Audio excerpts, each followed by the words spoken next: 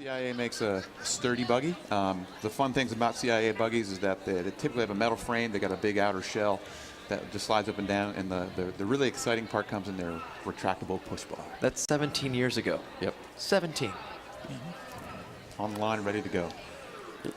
That's one of the oldest buggies in the race, but not the oldest. And they're off. And we are off. We've got Fringe A in lane 1 and CIA A in lane 3.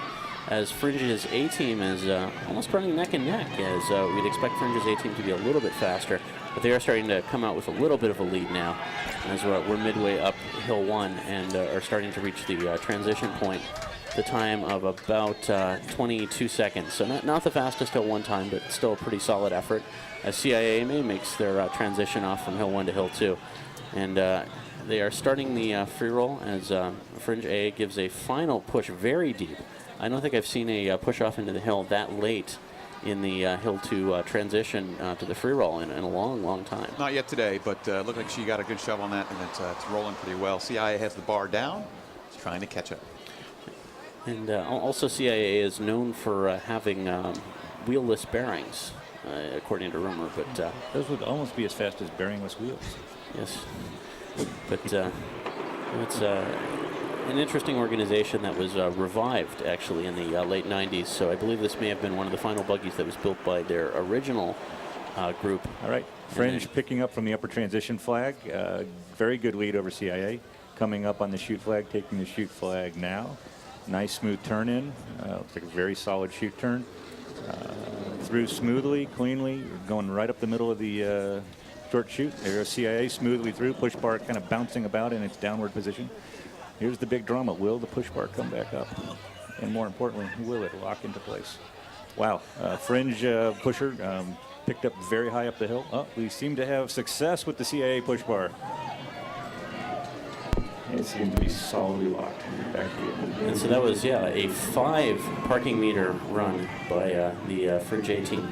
So that's probably the best free roll we've seen all morning. It's rolled pretty fast and getting ready already to make their hill 3, hill 4, 5 transition. They're looking pretty good. We didn't call it, but they had a stop sign time at a 1:04, so not as fast as I would have expected, but we'll see how they end up here approaching the transition. It looks like they're reaching the transition point with about 2:15 on the clock, so this may be closer to 2:40 than 2:30, but still in CIA is falling a little bit further behind. It looks like they're about 8 to 10 seconds behind.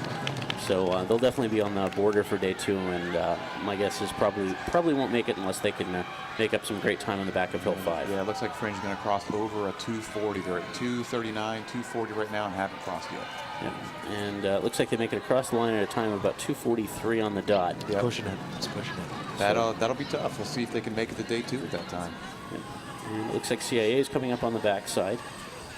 Getting ready to get across the finish line. It looks like they probably won't be beating the 3-minute mark, although they did have a very strong hill 1 and 2 time, but hill 3, it's hill 3, 4 after the free roll, just not quite enough as they cross the finish line with a time of about 3:06. Yep. So with those 2 times, where do we stand? So it looks like Spirit A is in the lead right now with a 2:37.89. You got SDC B at a 2:39.6. SIGEP A is at 2:40.3. I would expect Fringe to slide in after that at about a, what do we see, a 2:43? 2:40. No, it's a little worse than that.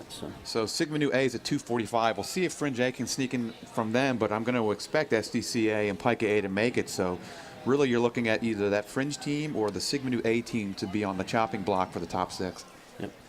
And we'll see what time gets posted by CMU TV. You can watch it here as they are doing the drop test for Fringe. And despite the pretty strong free roll, I guess they just didn't quite have enough on the backside. And they are successfully braking, releasing, and braking again.